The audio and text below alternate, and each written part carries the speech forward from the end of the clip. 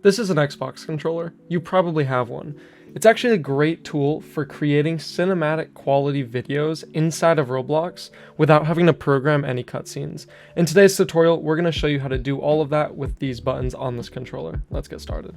To connect an Xbox controller to your PC, you either need a wire to connect it to the computer, or you can buy a wireless adapter that lets you simply sync with it and get access to the computer on the controller.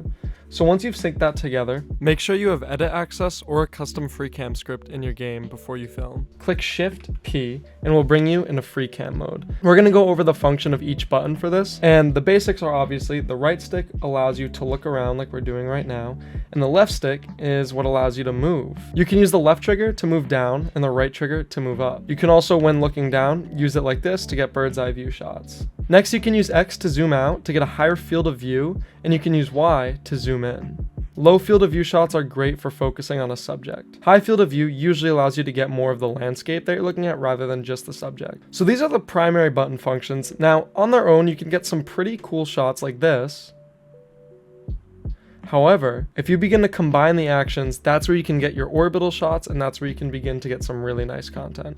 For example, let's say we wanted to get a shot of this main inner part of the castle. In order to get the best shot, we could zoom in to get a solid field of view on it, and then we're going to use the left stick to move back and forth. And while we do that, we're going to adjust the right stick to focus on the castle, like this. These are the smooth shots that you usually see in game trailers. They look really fluid and allow you to capture a lot of stuff at once. Let's say we wanted to go up on the gate, but also continue to focus on it. We would use the right trigger to move up and combine that with the right stick to lower the camera as we go up like this.